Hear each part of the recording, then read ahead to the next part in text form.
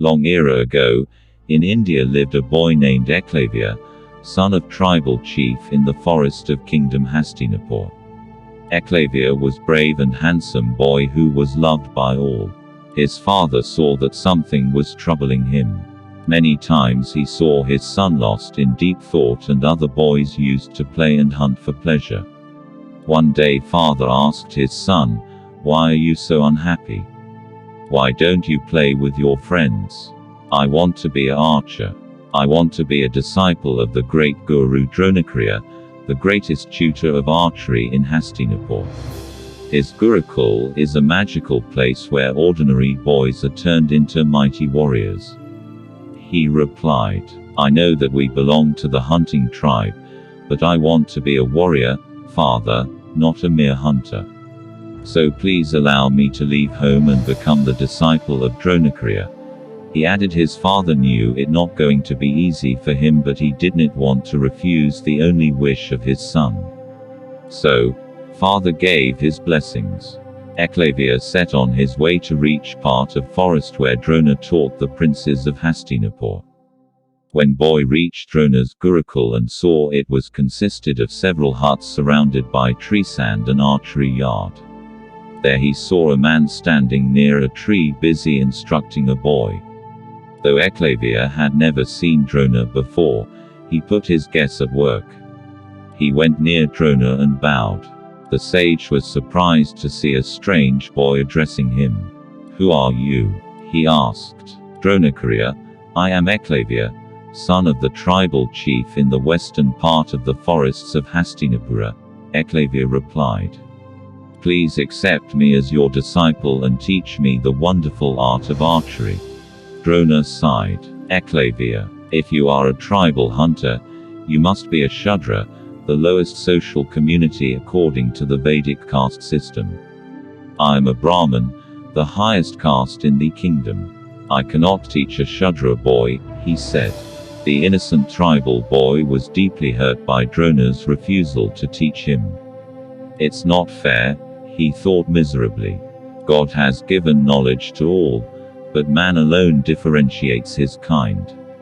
He left the place with a broken heart, but it could not shatter his ambition to learn archery. He was still as determined to learn archery. "I may be a Shudra, but does it make any difference?" thought he. "I am as strong and zealous as Drona's princes and disciples. If I practice the art every day, I can surely become an archer." Eklavya reached his own forests and took some mud from a nearby river. He made a statue of Dronacharya and selected a secluded clearing in the forests to place it. Eklavya did this because he faithfully believed that if he practiced before his guru, he would become an able archer.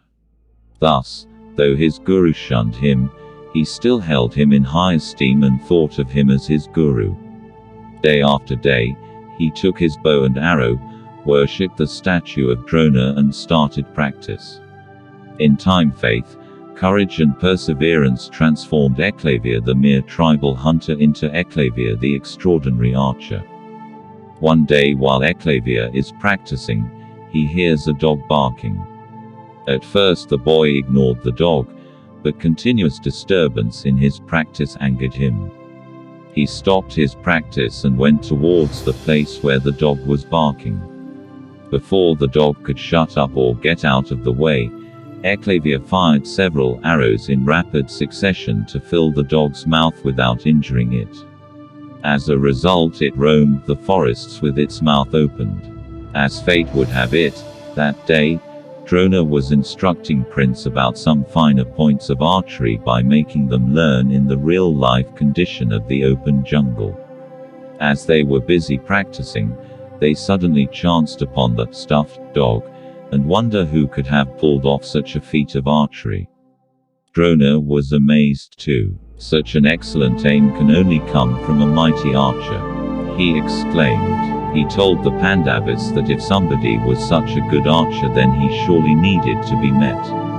The practice was stopped and together they began searching the forest for the one behind such amazing feat. They found a dark-skinned man dressed all in black, his body besmeared with filth and his hair in matted locks.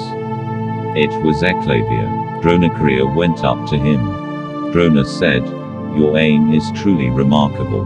From whom did you learn archery?" Eclavia was thrilled to hear Drona's praises. How surprised he will be if he told Drona that he, in fact, was his guru. "From you, my master. You are my guru," Eclavia replied humbly. "Your guru? How can I be your guru? I have never seen you before," Drona exclaimed in surprise. But all of a sudden he remembered something. He remembered about an eager boy who had visited his gurukul several months ago. "Now I remember," said he. "Are you not the same hunter boy whom refused admission in my gurukul some months back?" "Yes, Dronacharya," replied the boy. "After I left your gurukul, I came home and made a statue like you and worshipped it every day.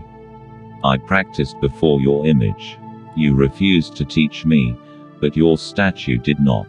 Thanks to it, I have become a good archer." Hearing this, Arjuna became angry. "But you promised me that you'd make me the best archer in the world," he accused Drona. "Now how can that be? Now a common hunter has become better than me." The other princes remembered their master frequently praising Arjuna that he had immense talent and will be the greatest archer in the kingdom. They waited with bated breath.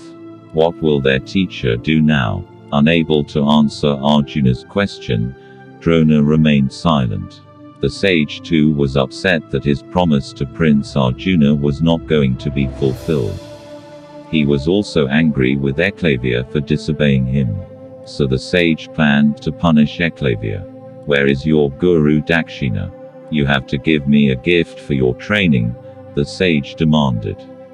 He had finally found a way to make Eclavia suffer for his disobedience. Eclavia was overjoyed. A guru dakshina is the final offering from a student to the guru before leaving the ashram. The teacher may ask for something or nothing at all. "Dronacharya, I'll be the happiest person on earth to serve you. Ask me anything and I will offer it to you as my guru dakshina," he said. "I might ask something you don't like to give me. What if you refuse the dakshina I want?" Drona asked cunningly. Eclavia was shocked. It was considered a grave insult and a great sin if a guru's dakshina was refused. "No, how can I, teacher? I am not that ungrateful. I'll never refuse anything you ask," Dronacharya promised the unsuspecting boy. Drona did not wait any more. "Eclavia, I seek to have your right hand thumb as my guru dakshina," he declared. Silence befell on everyone. Everyone was shocked, even Arjuna. He looked at his teacher in horror and disbelief. How could the teacher make such a cruel demand? That too, from a mere boy. For a moment Eclavia stood silent. Without his thumb he could never shoot arrows again. But the teacher must be satisfied. "Okay Gurudev, as you wish," said he. Then, without the slightest hesitation, Eclavia drew out his knife and cut his thumb. The princes gasped at Eclavia's act of bravery. But the tribal boy betrayed no signs of pain, and held out his severed thumb to Dronacharya. "Here is my guru dakshina, Drona," Eclavia said. "I am happy that you have made me your disciple, even if I'm a mere Shudra hunter." The sage was humbled. He blessed the young archer for his courage. "Eclavia, even without your thumb, you'll be known as a great archer. I bless you that you will be remembered forever for your loyalty to your guru," Drona declared and left the forests. He was moved and grieved at his own action. But he was content that his promise to Arjuna was not broken. The gods blessed Eclavia from above. But despite his handicap, Eclavia continued to practice archery. How could he do so? When one is dedicated, one can make even mountains bow. With practice, Eclavia could shoot arrows with his index and middle finger, and he became a greater archer than he was ever before. His renown spread far and wide. When Drona came to know this, he blessed the boy silently and begged for divine forgiveness. And true to Drona's blessing, Eklavya is still praised as the most loyal and brave student in the epic of Mahabharata. With your dedication and determination to learn something, you can do anything you want.